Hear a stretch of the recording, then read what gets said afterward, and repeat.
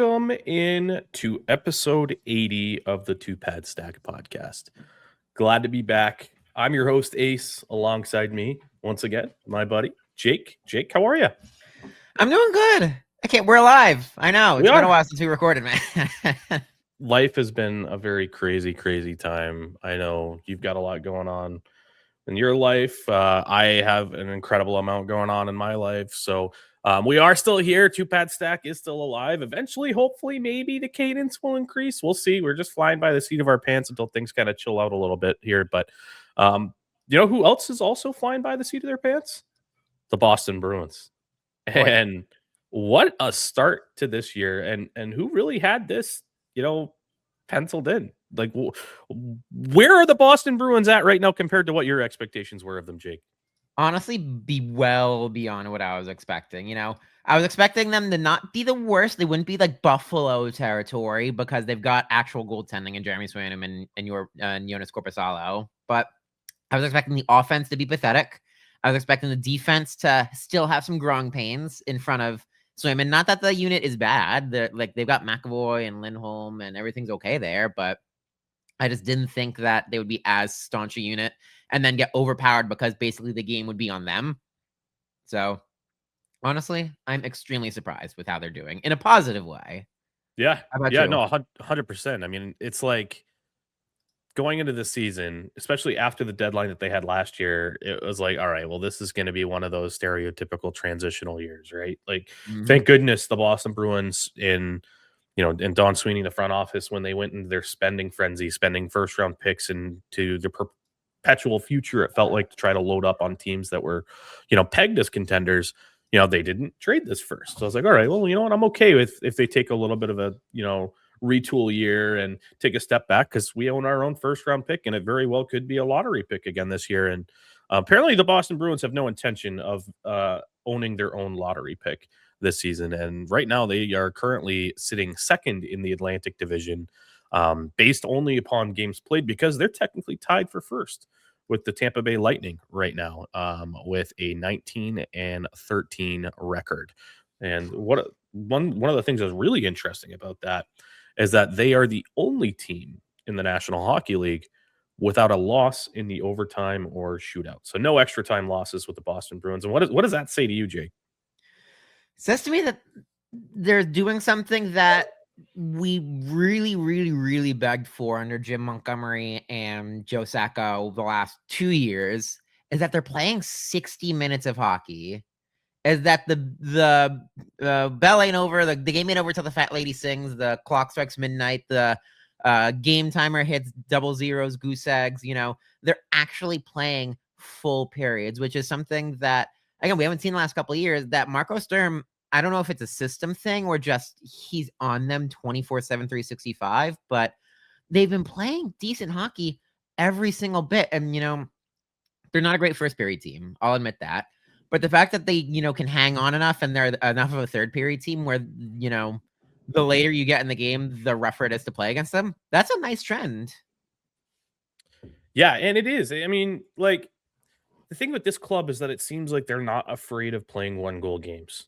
And, if they do get a multi-goal deficit against them, they're going to most likely claw their way back and make it, interesting at the end of the game.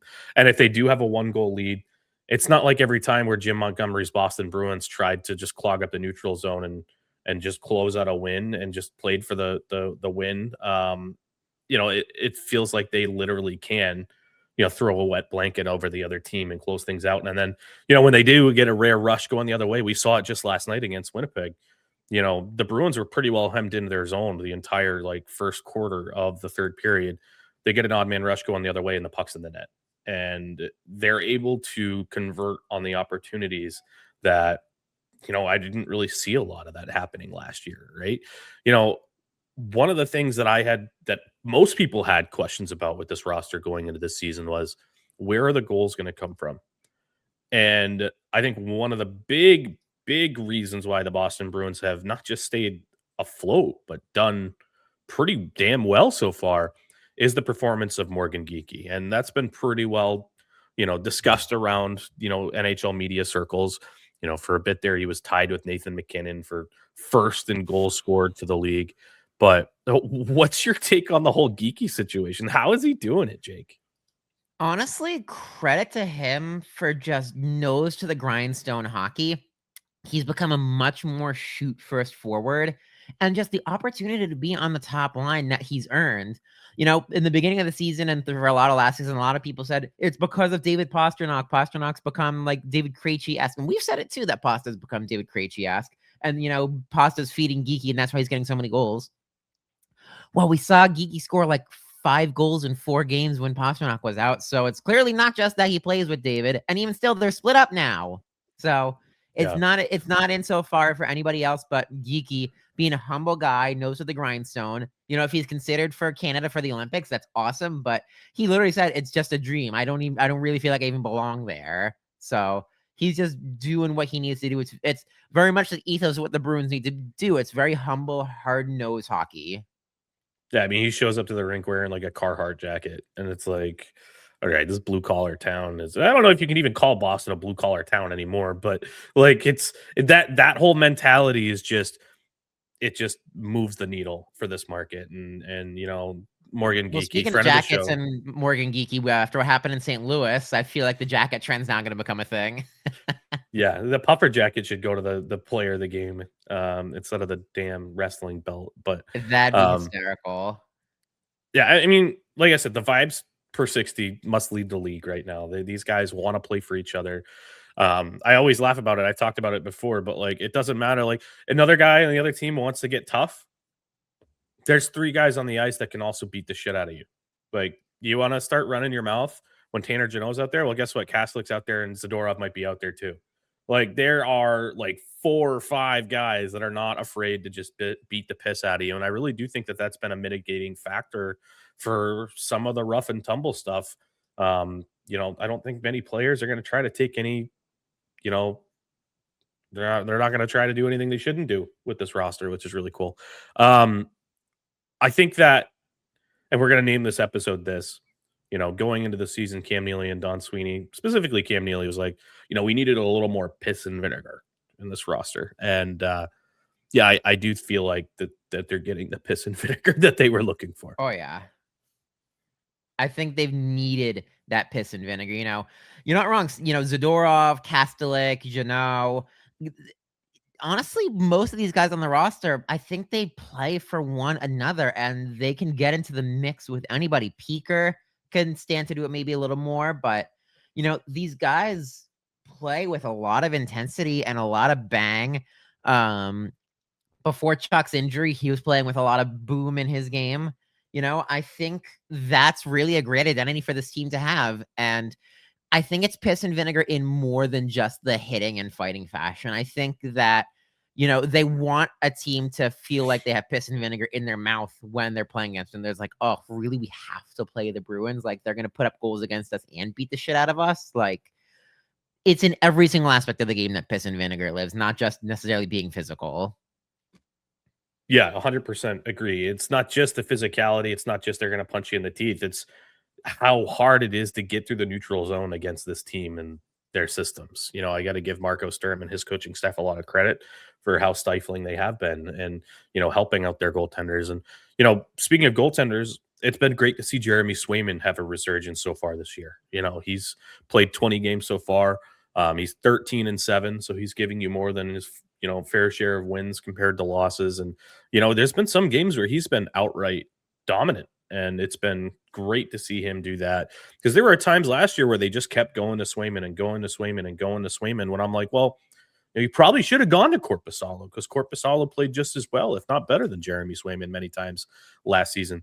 I haven't felt that way this year. I've felt like Corpy's probably getting the appropriate number of starts, but those big opponents that you're seeing coming to town, I want Swayman in the pipes for those. Those are, games that you need to be able to rely on your number one dog. And, Jeremy Swayman's proving that he should be. And just in time for Team USA, the Olympics, they need to make a decision on goaltenders. And, their number one goaltender for the Four Nations tournament, Connor Hellebuck, is coming off a knee surgery. So the opportunity is there for Jeremy Swayman to go and grab that starting goaltender spot for Team USA.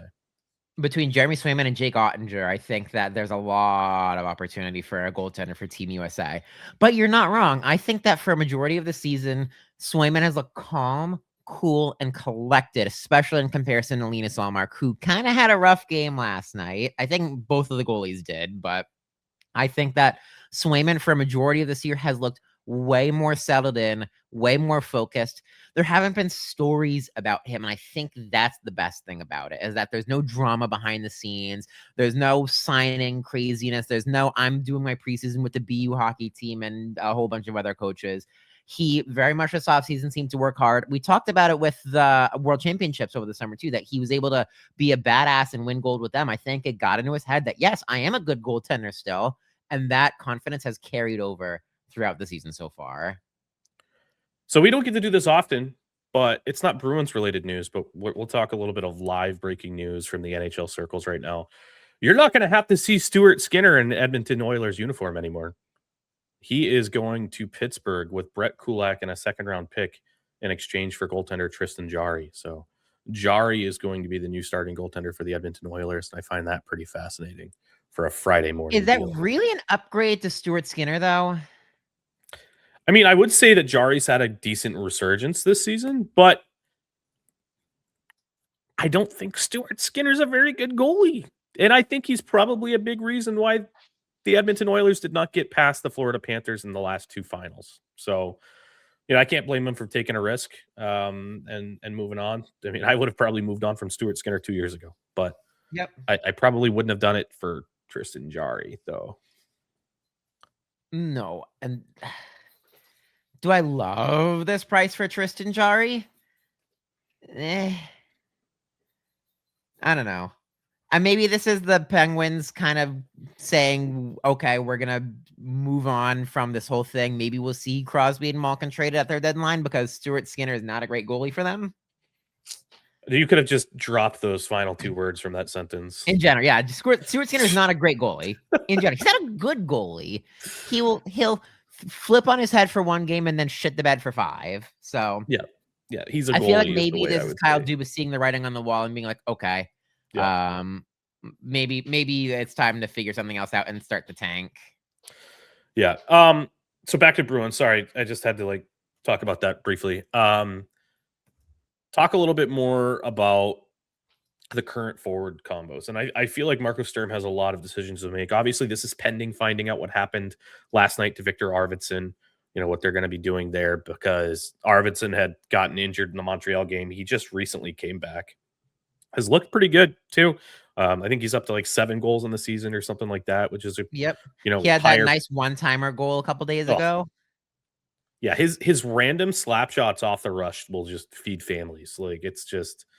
It's amazing. And that one went bar down on Binnington against St. Louis. That my God, absolutely gorgeous. Honestly, couldn't have happened to a better person than Jordan Binnington. Exactly. I think I tweeted that. I was like, fuck Jordan Binnington.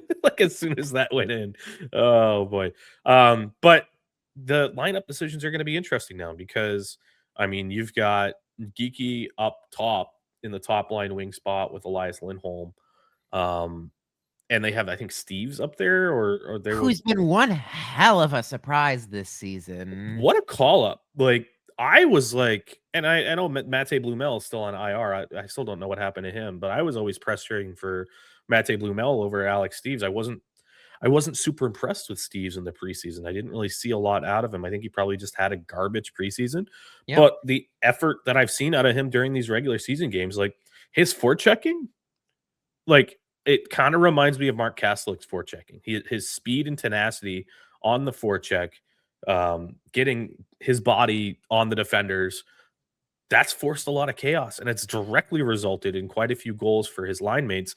Never mind the production he himself has been getting. He's been putting the puck in the net too, and he's gotten the Boston Bruins some very, very important goals.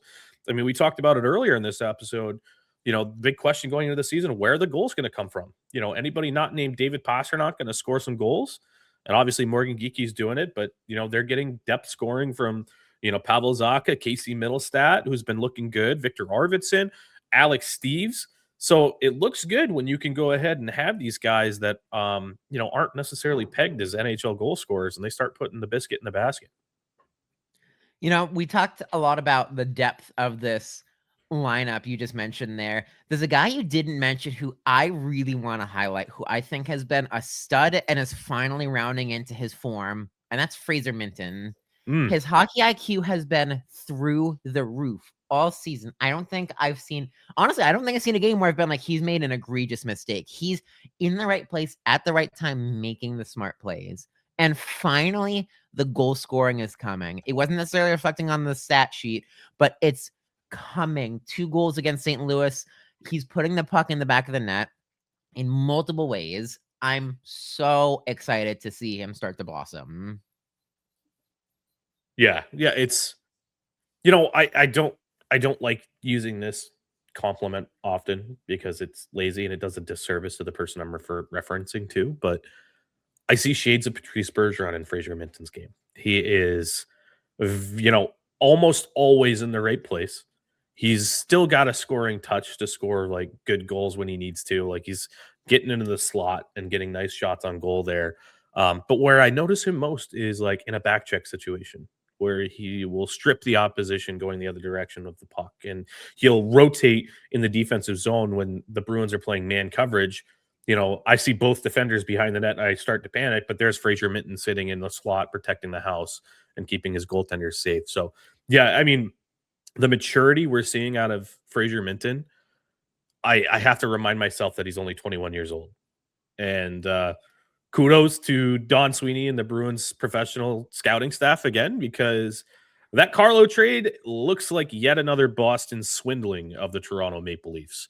And then to even make it better, Toronto for a bit there was looking like they were going to give us a top 10 pick. They've had a little bit of a bounce back here. That's currently I think it's sitting like odds are for 12th overall right now. So a first round pick and Fraser Minton for a guy that a lot of people are projecting that the Toronto Maple Leafs may be keen on looking to trade away Brandon Carlo to get some help elsewhere. That's a tidy bit of business for the Bruins front office. I mean, that kind of opens up a discussion that you wanted to have as well. That the standings, yes, right now they may be projected for 12th overall. The standings are extremely compressed, which is absolutely wild to me. That the difference between first place and last place in our division in the Atlantic is 8 points. I can't believe that. And it's not like there's a giant disparity in games played between these guys. Us and the Red Wings have played 32 games. The Lightning and the Sabres have played 31 games, and the rest of them have played 30 games. So there's not a giant gap in like, oh, there's a bunch of points missing. No, everybody's right there and all squished up against each other. It is ridiculous, and I think it's going to be fascinating as we get closer to the trade deadline to see how this whole thing shakes out. Because if this level of parity continues, how do teams decide if they're going to be a seller or a buyer, right? You know, how do you say that to your team? I don't believe in you and we need to liquidate our players for assets when your players could easily go on a run and win 5 games in a row. That's 10 points. You win 5 games in a row. That's 10 points. You just bridge the gap and you're right in the hunt with those teams that are ahead of you. So we're starting to see a few of those teams that are already a little bit, bottomed out. Today we already talked about it. Pittsburgh decided to send out Jari to Edmonton, pick up a second round pick. And probably other assets that they may flip. They may flip Skinner if they can. They may flip Kulak if they can. Kulak, a pending UFA defenseman. And then you have Nashville in the West, who's the bottom team over there. They're shipping out a defenseman as well, going to Edmonton. So we're starting to see these things kind of percolate a little bit in the marketplace. I've also heard a lot of rumors that New Jersey's very aggressive in the marketplace right now, trying to add, but they don't have the cap to do so. They'd have to sell in order to add. So it wouldn't surprise me if you see good friend Dougie Hamilton on the move at some point here this year too. They probably want to replace Dougie Hamilton with Quinn Hughes. Ideally, right? That would be what I think the Hughes brothers would like as well. So whether you think building around the Hughes brothers is a good choice, that's a story for another time. I don't really think we'll talk about that in the offseason. But I mean, if you're talking to other divisions as well, like look at the Central. The Avalanche have 51 points. The Stars have 47 points. You already said the Nashville Predators at the bottom of that have 28 points. The Pacific, the Golden Knights, and the Anaheim Ducks have 39 points, and the Canucks have 25 points. The East is very compressed. The Hurricanes and Capitals have 40 points, and the Jackets have 32 points. So that's another 8-point difference. The East is really anybody's game. It just takes one bad injury, one 5 or 6 game losing streak, and you're screwed the rest of the way. Like, I'll say the reason why the Maple Leafs, I think, had such a big skid is their goaltending just hit the bench and hit the trainer's room really quickly. Anthony Stolarz, Joey Wall can't stay healthy for the life of them. Dennis Hildeby's been on and off. So they've had to resort to their second AHL goaltender, Artur Akhtiamov. So they've been running basically a 4 goaltender tandem the entire season, which probably causes a lot of confusion, even with a shaky defense in front of them. So all it takes is Joey Wall and Stolarz being out long term for the Leafs to just continually shit the bed and give us that top 10 pick. I pray. And I would say that it's not just the goaltending, though. I would also say that this Toronto Maple Leafs team is not nearly as scary offensively now that Mitch Marner has departed. I didn't realize how much Mitch Marner was the straw that stirred the drink for the Toronto Maple Leafs. Because, obviously they still have Willie Nylander, who I think is a very compelling star player. Nylander's the best forward on that team. 100%. I'm not impressed with Austin Matthews. I'm not. You stole the words out of my mouth. A guy who should be the top scorer, or at least in the top 2, is 5th at 21 points. It's just not impressive whatsoever. You put the C in this guy's jersey, and he looks like he's just going through the motions every single night. Like, I would have kept Marner over Austin Matthews, and it's very interesting how things are going. And as a token Toronto Maple Leafs hater, I'm here for it and very pleased that things are going the way that they are right now over in Leafs land. Considering Mitch Marner has 6 goals and 23 assists in Vegas right now, I think they could use that. Yeah, I wonder how Toronto could use a guy like that, couldn't they? Really interesting. A great playmaker. So I'm kind of curious, going back to the trade deadline topic, obviously we have a little bit of time, but let's say hypothetically the Boston Bruins stay on the pace that they're at and they are battling for top spot in the Atlantic Division, coming off a season where they sold. What do you, Jake, want Don Sweeney and the Bruins front office to do? Do you stand pat, let the roster that earned their way so far ride it and see how far they go? Do you use your natural first-round pick to bring in a talent from another team that is selling to say, hey, you guys worked your ass off. We believe in you. Here's some reinforcements. Go try to win a cup. Or do you look at your pending UFAs and you say, all right, hey, we're doing great right now, but we could still continue to develop this prospect core and let's pick up some other assets. What do you do, Jake? It's such a mixed bag of answers because, look, if they're in the exact same spot that they are come trade deadline time, that they're second in the division, good hold on a playoff spot, we don't think this is going to come crashing down, I think you use your own natural pick, especially because you have Toronto's. It's the only one that I would think is expendable. Otherwise, you can cherry pick from the roster. I know we've talked a lot this year about Pavel Zacha being an expendable forward as much as he's done decently as of late.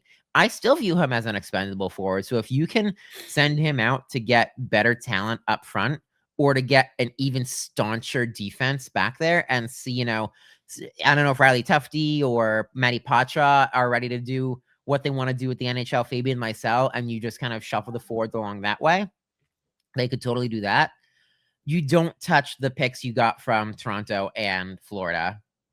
Florida's having a bit of a regression year too. Granted, they are also injured to holy hell between Alexander Barkov, Matthew Tkachuk, who apparently will do everything he can to play at the Olympics. So good luck to him.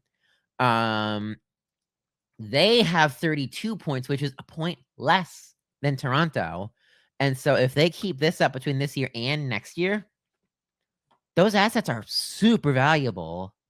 So you can afford to sacrifice your own picks to take the ones from these teams who aren't performing as well and see what you can do to at least slightly bolster this team. Don't overpay.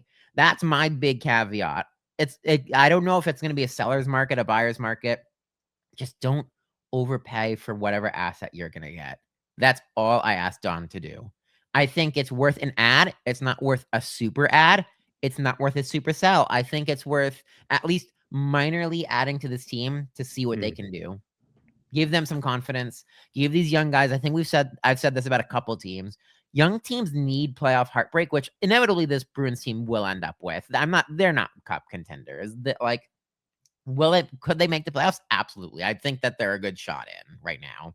But every good young team needs a playoff heartbreak to understand what it means to play for the cup. And there are guys on this roster who haven't been in the playoffs yet. Geeky maybe has a little bit. Husnudinov hasn't. Mitten hasn't. Steves hasn't. It's been a while for Arvidsson. Kastelek hasn't. Aspro, if he decides to come back, hasn't. There are guys who I think who are going to be a part of this forward core for a good couple of years, who could stand to maybe find that little bit of heartbreak and understand what it means to play in the Stanley Cup playoffs. And you maybe unlock another level with them next year because of it.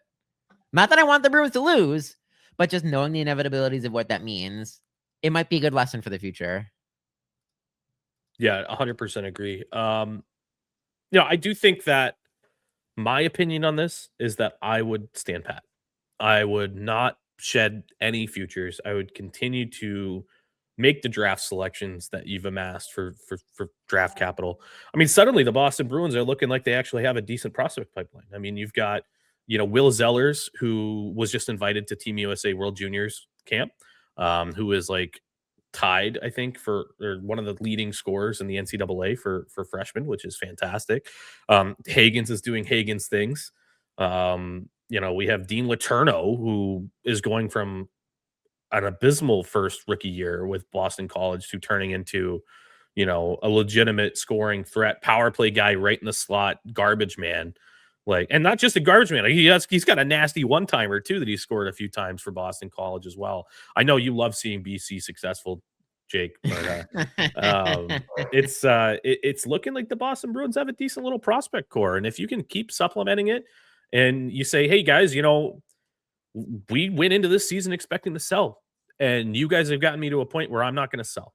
So that's my vote of confidence. We're going to keep this team together when maybe we weren't planning on doing that before. Go see how far you can go. You guys have David Pastrnak, Charlie McAvoy, a healthy Hampus Lindholm, who is one of the top defensemen in the game. Zadorov's playing exponentially better than what he did last year. Swayman's back around in his game. Morgan Geeky's turned into an elite goal scorer. Figure it out, guys. Go play as far as you can. Win around. Let's get crazy and let's see what happens and get Fraser Minton that experience and get Husnudinov that experience. And then when the offseason comes, we're going to pick 2 first-round picks and have 2 more stud kids in the pipeline and see where You're the one who goes. just brought up college hockey too, so I do have to make one quick shout-out in all of this. Big shout-out. Commiserations to Northeastern University on their last game. I don't know if we're going to put this out on Friday the 12th or Saturday the 13th. We're going to put it out today. All right, so Friday the 12th, commiserations for tomorrow being the final game at Matthews Arena at Northeastern University. 115 plus years of history. The original home of the Boston Bruins in 1924. The original home of the Boston Celtics. Pretty much the birthplace of college hockey. Says it's final farewell with a game against my Boston University Terriers tomorrow night at 7 o'clock. So I was there last week. I went to the UMass game where the Huskies got shut out, but what a great barn. What a historic barn, and definitely sad to see it go as much as it's pretty much crumbling at the seams right now. Yeah, it's definitely time, but it is always bittersweet to see a historic barn like that have its doors shut. But the new rink looks fantastic that they're building. I'm looking forward to seeing what that looks like. I know we're going to be spending a lot more time in college barns now that Amelia wants to go and watch all of these women's teams play. We're going to be at BU. Amelia's going to skate on the ice during intermissions at a BU women's game. Her mentor Lola plays for BU, so we've got a few BU connections there as well. But hey, we're going to go ahead and send it over to our sponsors here briefly, and then Jake's going to tell you guys a little bit about DraftKings, and then we'll wrap up the episode. So we'll be right back. This season of the Two Pad Stack podcast is proudly brought to you by three incredible sponsors who keep us looking good, feeling good, and game ready all year long. First up, Vital Ink Tattoo. If you know me, you know I've gotten more than a few tattoos from the crew over at Vital Ink in Barrington, New Hampshire. They're all about making sure you're comfortable, your vision comes to life, and you walk out with ink you'll love for the rest of your life. Plus, the shop has a fun vibe, witty banter, good people, and top tier artists. If you're thinking about your next piece, Vital Ink is where you want to be. We're also sponsored by Dirt Skincare. Dirt is made for guys who don't want to overthink their routine, but still want to look and feel their best. Whether you're blocking shots on the ice or braving another Boston winter, Dirt keeps your face hydrated, healthy, and protected. Face the day like it's game day at the Garden and rub some dirt on it. And last, but definitely not least, Spicy Edges Skate Sharpening. Want your skates dialed in by somebody who actually knows what they're doing? Head over to Spicy Edges in Rochester, New Hampshire, where sharpening is done on a real machine by hand, not some automated box. Go see Cam, and he'll take care of you for some custom blade grinds, CAG1 profiling, and steel replacement, all with precision to match your style of play. Whether you're a beer league bender, a high school sniper, or just getting started, Cam's got your edges covered. Plus, they've got sticks, laces, tape, steel, and more to keep you game ready. Call or text Cam at 603-866-9668. Spicy Edges Skate Sharpening. Get sharp, stay spicy. Oh, yeah.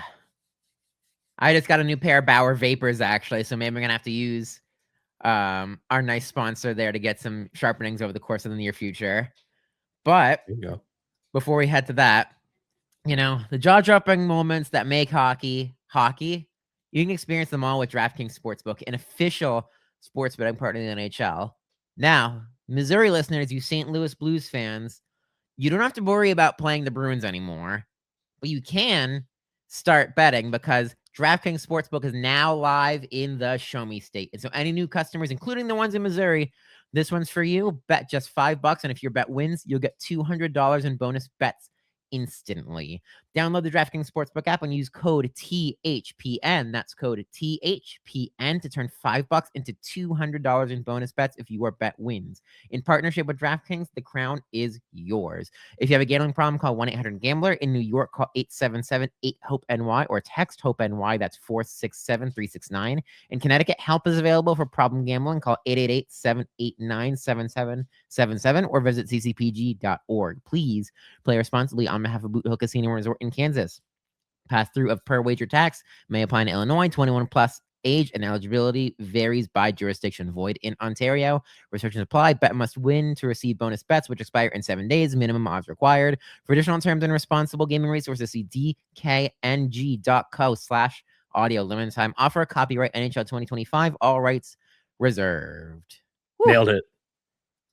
Yeah, get a breath in. We're good. We got more Bruins hockey to talk about. We sure do. So the Boston Bruins and mainly ESPN unveiled the upcoming Stadium Series jerseys for the February 1st game down at Raymond James Stadium in Tampa Bay. I don't know how I feel about them yet. I think, so to summarize, if you haven't seen them, take a peek, but they are predominantly gold. They have a large black stripe below the gold on both the jersey itself and the sleeves. And then it's finished with white at the very bottom. And it is paired with white gloves. And they have a black helmet. And the crest is a big word mark that says Boston with the walking bear that says Bruins. I feel like the crest is a little busy. I would have preferred just to have the bear with the Bruins on it, a bigger version of that, plop right in the middle. Even the one that says Boston instead, because they're on the road. Like, have it say Boston in the middle of the bear. I hate that crest. And I think the jersey's a little busy. I think I would have preferred it to be a white jersey with gold. But what's your initial takeaway from the Stadium Series kit, Jake? Do I agree about the crest? Yes. It should have just been the walking bear with the word Boston in it, and that would have felt a lot nicer. But I love me a gold jersey. Do I think that the sleeves aren't great? Yes.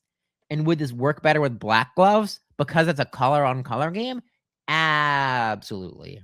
But nothing screams we are playing outdoors to me than a gold jersey for the Bruins. So I like that.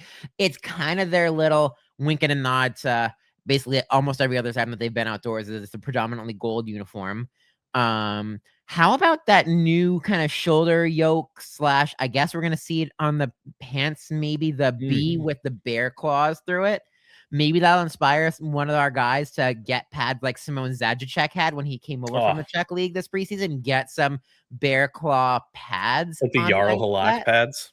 Man, that would be incredible to see. But I think that might be the best part of it is that new B with the bear claw. We don't use the bear claw very often in any of our iconography. So if that's their kind of way of using it, cool for them. I'd like to see it used a little more. Maybe it should be do the bear claw as the stripe on the side of the pant. That'd be really fun to see. Yeah. And then obviously you guys know that I'm not from Massachusetts. I live in New Hampshire. I love the fact that the Boston Bruins are leaning into the fact that they are, their fan base is New England itself, not just Massachusetts, and what they've done in the back of the collar, they've put in the abbreviations for all of the New England states, obviously Massachusetts being at the center of them. But I really, really like that. New Hampshire is represented in the back of the jersey, which is really cool. I like the sun, embroidery effect that they have on the jersey. I do enjoy that. And I got to give the Boston Bruins Pro Shop a shout out because I've been looking to find a Nikita Zadorov jersey for a long time. Still not available. The pre-order already has Zadorov Stadium Series jerseys available. So maybe that's what I'm going to be scooping for myself. I am a jersey nerd and it's not my favorite jersey, but I feel like I got to still at least get one. So I don't know. I feel like that one of one TJ Oshie jersey that he was the that one was who pretty revealed crazy. They made him wear it on ESPN, even though he's like a blue and a capital like through and through. Like, did you hear what he said about the Bruins live on the broadcast? That he would have been happy to be a Bruin at some point in his career. Like, that says a lot of respect from a guy who had been in the league for such a long time. Yeah, I mean, TJ Oshie was always a guy that was like, man, I really wish we could get a guy like that on the Boston Bruins. And, it just shows you how much respect that this franchise has from, players across different, circles. It's not like he ever had, any reason to play for Boston or any real Boston connections. I don't think because he's from Minnesota, I believe. So I just that was fascinating. He is a Washingtonian. That's what he really is. Interesting. And then he moved to Minnesota in 2002 and I guess kind of grew up there, went to University of North Dakota. Yeah. But speaking of these jerseys, I don't know if you've seen it, but the Boston Bruins they even produced, they shared the concept art that led them to a lot of the decisions that they made. And kind of what I was alluding to, like the white kit initially, it just looks crisp. It looks much more like an actual Bruins jersey. And I really liked the ideas that they had there. However, we've talked about this before when we were originally talking about, I wonder what the Boston Bruins will do. This is a crazy time. Stadium Series, they go nuts and like try to make futuristic looking kits. That's why they went a little different, I think, with this. But you're right. It looks like based on the concept art and what they ended up coming out with, they just flipped the gold and the white exact like one for one. Yeah, it does actually look like that. Yeah, they inverted it and swapped it that way. But they kept the white gloves. It was always intended to have white gloves. The big numbers on the side of the helmet is also new. That'll be interesting to see. That seems to be a big Stadium Series touch. I feel like everyone who goes to the Stadium Series does giant numbers on the side of the helmet. Yeah, and on the pants, you already mentioned it, the big golden bear claw on the side of the pants. Like that is that just pops for me. I love that. I would have loved like a black jersey with like golden bear claws all over it.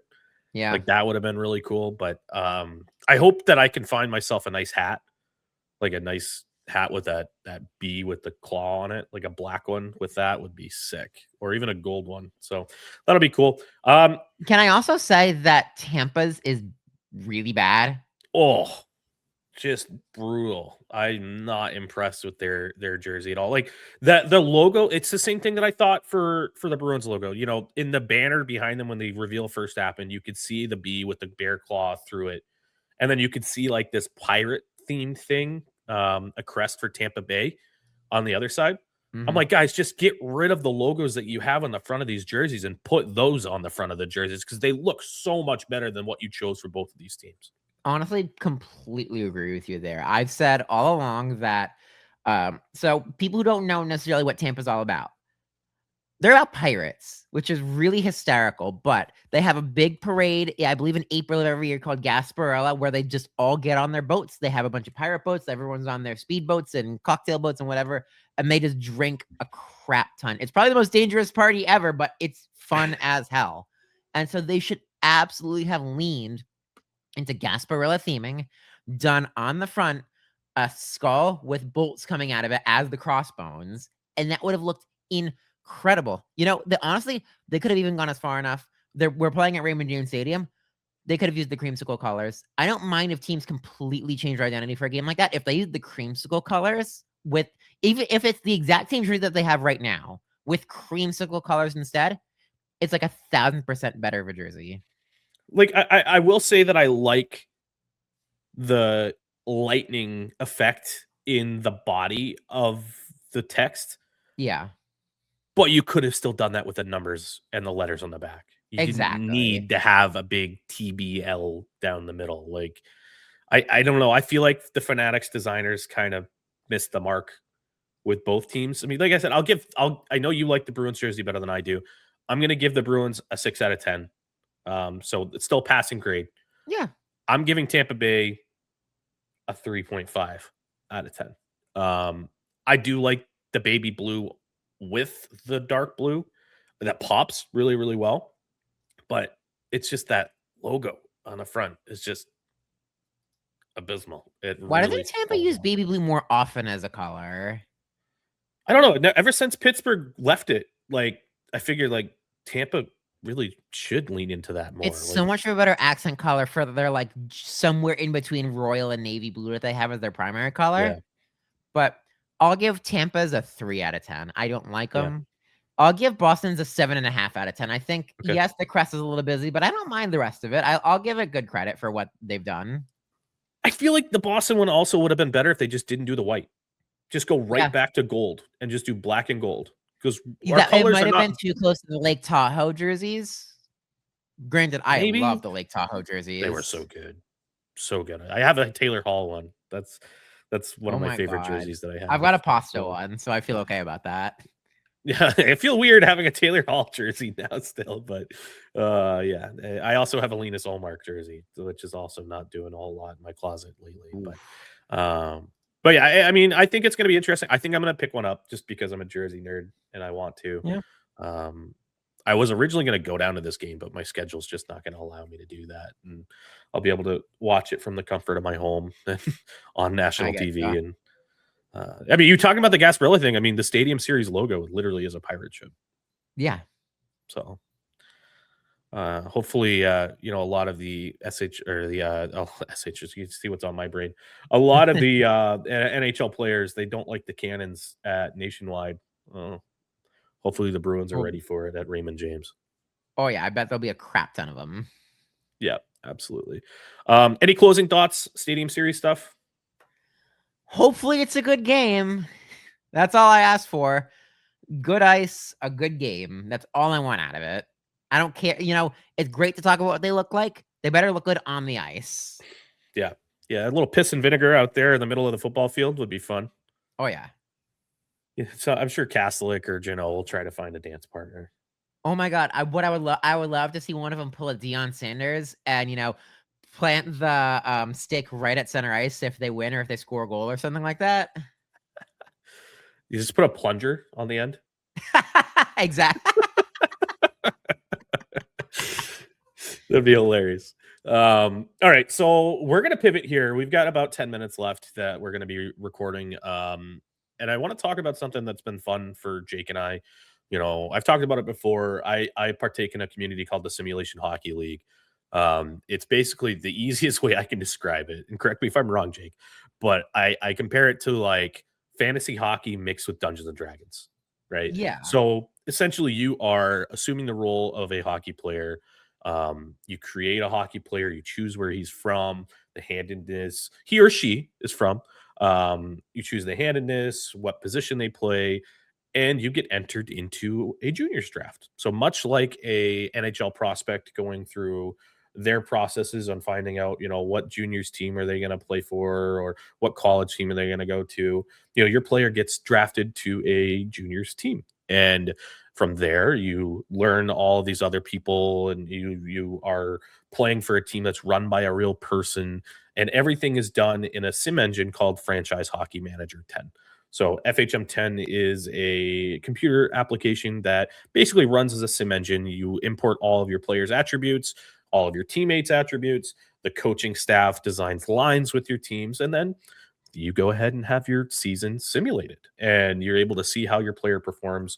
You do a variety of tasks in order to earn what's called TPE, or total points earned. These points are what you use to apply to upgrade your player. I have been a member of the SHL since 2011, so it's been 14 years for me in this community. I'm a general manager over there, so I have my own team that I run. So when you're done with your juniors season, you get drafted to the big leagues, and it takes you a few seasons to develop till you're ready to play in the big leagues. Hopefully, you get drafted to a team you really, really enjoy, and then you play there and maybe even carve out a Hall of Fame career. So Jake was kind enough to join me in SHL a couple of months now back. What's your experience been like? Are you having fun? It also gives me very NHL creative player vibes, but in a great way.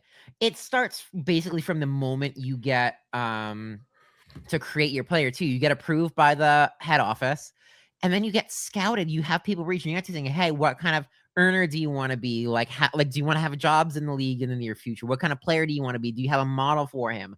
How are you going to be in the locker room? Because you have a locker room and you're able to chat with your guys and actually build team camaraderie. As much as you're not the one physically playing, you feel very commiserated with everybody, and so it's been a really awesome experience. Our SMJHL season just ended with the Quebec City Citadels having a back-to-back championships. And so I've been recruited, or at least scouted, by a whole bunch of SHL teams. So I'm getting ready for the SHL draft coming up this Sunday with my player. I've tremendously enjoyed it. And so I'm hoping to just climb the ranks a little more. I'm the general manager of Team Sweden for the World Juniors.